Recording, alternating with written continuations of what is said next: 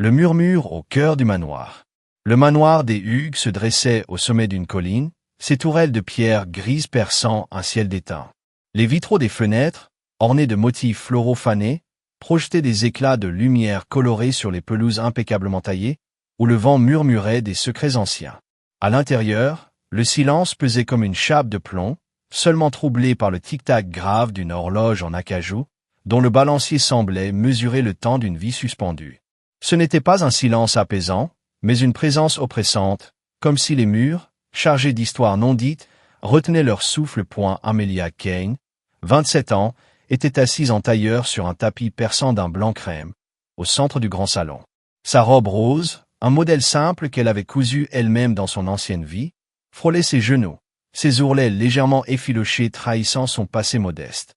Ses cheveux noirs, tressés en une natte serrée, scintillaient sous la lumière tamisée d'un lustre en cristal, dont les pampilles tintaient doucement au gré des courants d'air.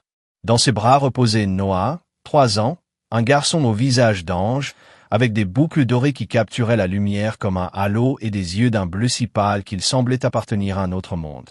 Ses petites mains, frêles et pâles, s'agrippaient au tissu de sa robe, ses doigts crispés comme s'il craignait qu'elle ne s'évanouisse dans l'air. « Bonjour, mon trésor », murmura Amelia, sa voix chaude et mélodieuse, teintée d'un léger accent du sud, celui des champs de coton de Géorgie où elle avait grandi. Elle écarta une boucle rebelle du front de Noah, révélant une peau si pâle qu'elle semblait presque translucide, marquée d'une petite tache de naissance en forme de croissant près de la tempe. « As-tu rêvé de quelque chose de beau cette nuit ?» Ces mots flottaient dans l'air, légers comme une plume, mais elle n'attendait pas de réponse. Noah n'avait jamais parlé. Pas un mot, pas un son depuis sa naissance. Les médecins, avec leur diagnostic froid, mutisme sélectif, probablement lié à un traumatisme prénatal ou à l'abandon de sa mère, avaient éteint tout espoir chez William Hugues, le père de Noah, un magnate de l'industrie pharmaceutique dont la fortune colossale n'avait pu acheter la voix de son fils. Amelia, elle, refusait de se résigner. Née dans une petite ville de Géorgie, où les soirées s'étiraient sous des cieux étoilés et où les silences portaient les échos de joie et de peine, elle avait appris à écouter ce que les mots ne disaient pas. Sa grand-mère, une femme aux mains calleuses et au rire rauque, lui avait enseigné la patience et la foi en l'invisible. Amelia avait fui cette vie après une rupture brutale avec un fiancé qui l'avait laissée, brisée, à la veille de leur mariage.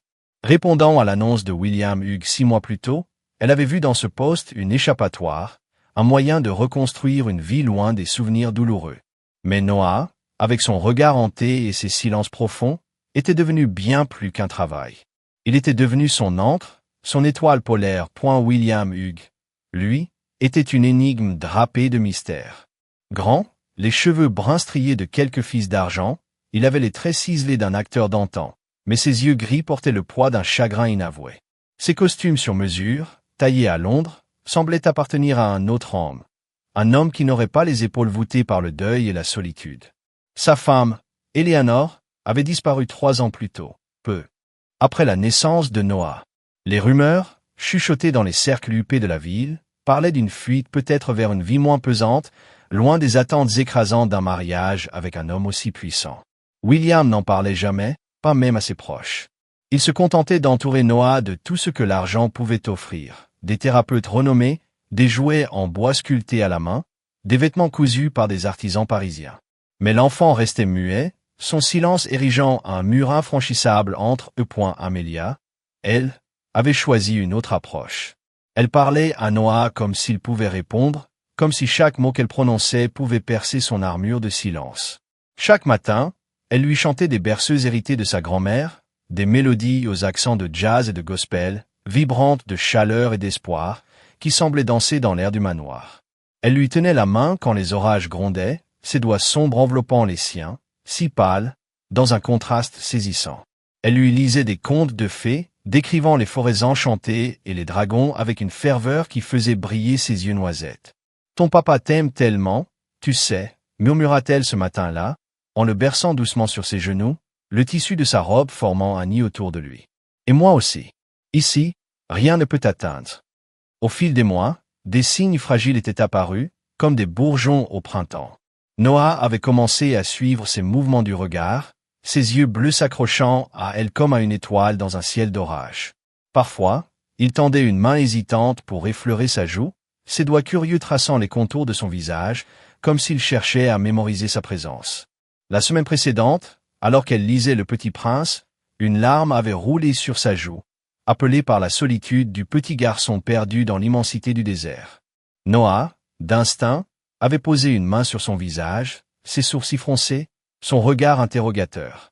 Ce geste, si simple, avait rallumé en Amelia une flamme d'espoir, un feu qu'elle croyait éteint depuis longtemps. Point ce matin-là, elle avait habillé Noah avec soin, comme pour un rituel sacré.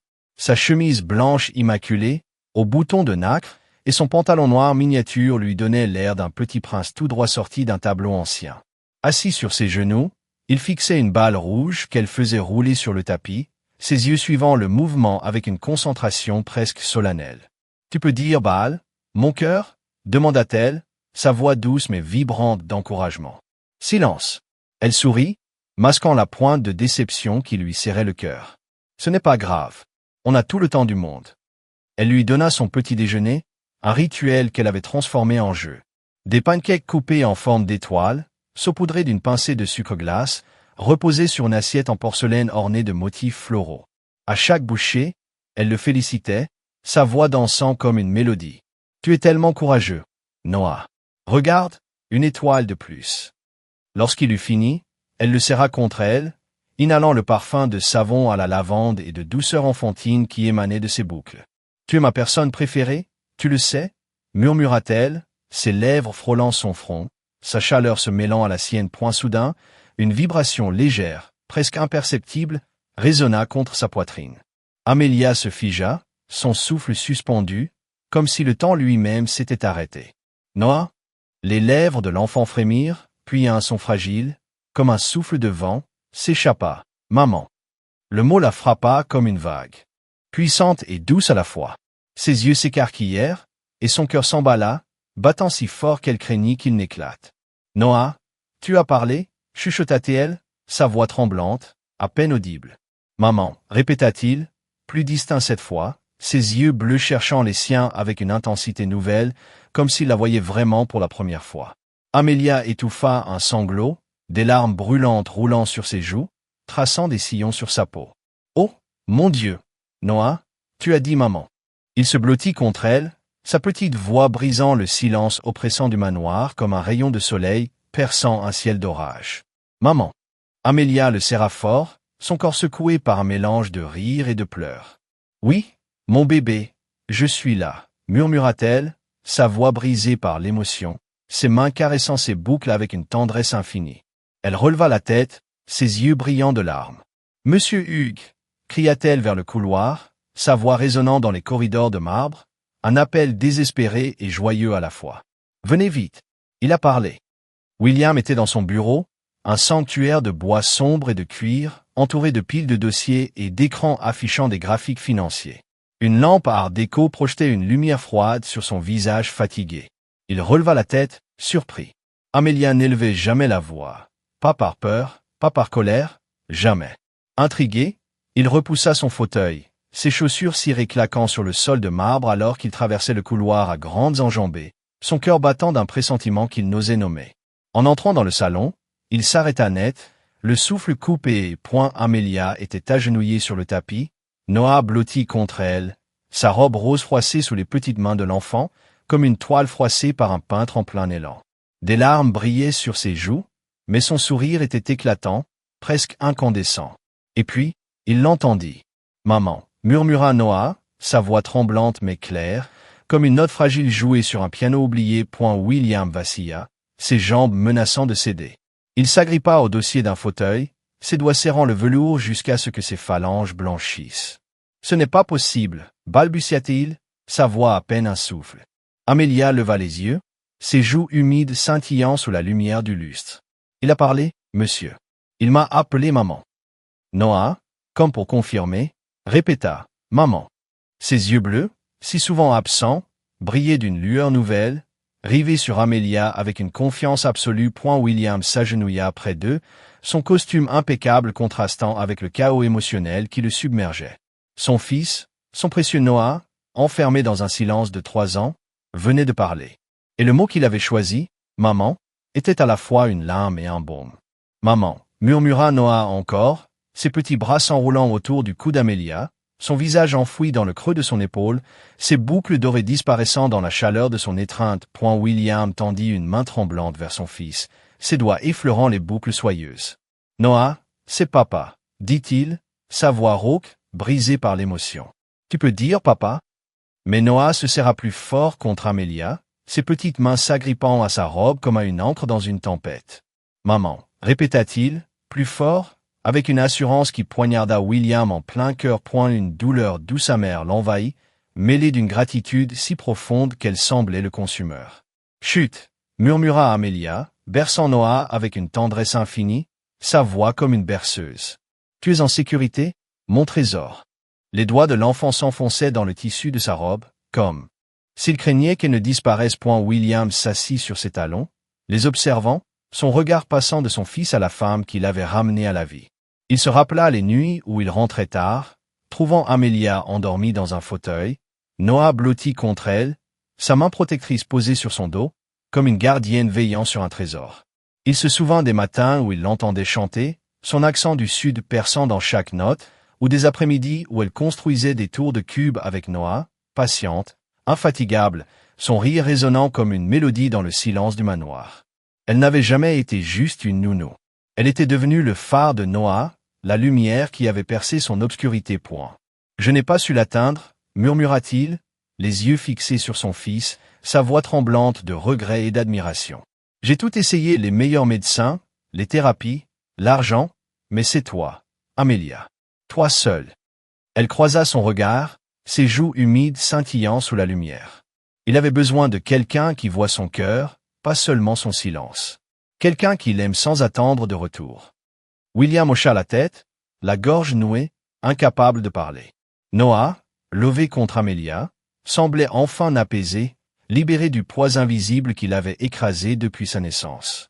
Ses petites épaules, si souvent crispées, étaient détendues, son souffle régulier. « Tu es sa mère, dans tous les sens qui comptent, » dit William, sa voix brisée par l'émotion, ses yeux gris embués de larmes qu'il n'avait pas versées depuis des années. Amelia tressaillit, ses lèvres s'entr'ouvrant, comme si les mots de William l'avaient touché au plus profond de son âme. « Monsieur, pas monsieur » coupa-t-il doucement, un sourire fragile naissant sur ses lèvres, un sourire qu'il n'avait pas esquissé depuis la disparition d'Eleanor. « Tu es plus qu'une employée, Amelia. Tu es de la famille. » Les semaines suivantes furent une lente métamorphose, comme un jardin reprenant vie après un long hiver. Noah commença à parler davantage, par bribes fragiles, Bal, je, parfois un timide, papa, qui faisait vaciller William d'émotion. Mais, maman, restait son mot préféré, un refuge qu'il murmurait en s'endormant, en jouant, ou lorsqu'il cherchait du réconfort. Chaque fois, William ressentait un pincement au cœur, une douleur douce amère, mais il voyait aussi la lumière dans les yeux de son fils, une lumière qu'il n'avait jamais vue auparavant. Un soir d'automne, alors que les feuilles dorées dansaient dans le jardin du manoir, porté par un vent frais qui sentait la terre humide et le bois brûlé, William trouva Amelia et Noah sur le canapé du salon. L'enfant, épuisé par une journée passée à courir après des papillons dans le jardin, dormait sur ses genoux, sa petite main toujours agrippée à sa robe rose, désormais légèrement tachée de terre. Une lampe à abat-jour en soie diffusait une lumière chaude, transformant la pièce en un cocon de douceur. Les ombres des vitraux dansaient sur les murs, comme des souvenirs d'un temps plus heureux. William s'assit près d'eux, hésitant, puis prit doucement la main d'Amelia. Ses doigts, calleux d'avoir cousu des robes et porté des seaux dans son ancienne vie, contrastaient avec les siens, lisses et soignés. « Tu l'as sauvée, » murmura-t-il, sa voix empreinte d'une gratitude si profonde qu'elle semblait venir d'un autre monde. Amelia secoua la tête, ses yeux noisettes brillants de larmes contenues. « Il m'a sauvé aussi. Avant lui, j'étais perdu, seul. Il m'a donné une raison de continuer, une raison de croire en quelque chose de plus grand. » William serra sa main un peu plus fort, ses yeux passant de son fils endormi à la femme qui l'avait ramené à la vie. « Quand Eleanor est partie, j'ai cru que tout était fini, que Noah ne sourirait plus jamais, qu'il ne parlerait jamais. J'ai cru que ce manoir serait toujours une prison. Mais toi, tu as ramené la lumière, Amelia. Tu nous as donné un foyer. » Amelia baissa les yeux sur Noah, ses boucles dorées scintillant sous la lumière de la lampe, sa petite poitrine se soulevant doucement au rythme de son souffle. Je ne le laisserai jamais se sentir seul, murmura-t-elle, une promesse gravée dans chaque mot, ses doigts caressant doucement la tache de naissance sur sa tempe. Moi non plus, répondit William, sa voix tremblante d'une détermination nouvelle, ses yeux fixés sur elle avec une intensité qu'il n'avait pas ressentie depuis des années. Et toi non plus, Amelia. Tu as une place ici, avec nous. Pour toujours. Sous la lueur douce de la lampe, ils restèrent assis, unis par un lien plus fort que le sang. Le manoir, jadis une forteresse de silence et de chagrin, vibrait désormais d'une chaleur nouvelle. Les ombres des vitraux semblaient danser avec plus de légèreté, comme si elles aussi avaient trouvé la paix. Ce n'était plus seulement une maison. C'était un foyer, un refuge où les murmures du passé laissaient place à la promesse d'un avenir. Si vous avez aimé cette histoire, n'oubliez pas de mettre un j'aime et de vous abonner pour découvrir d'autres récits émouvants, dramatiques et inattendus. Et dites-nous dans les commentaires d'où vous nous regardez. Nous sommes ravis d'avoir de vos nouvelles. À la prochaine, restez bienveillants, curieux et continuez à nous suivre.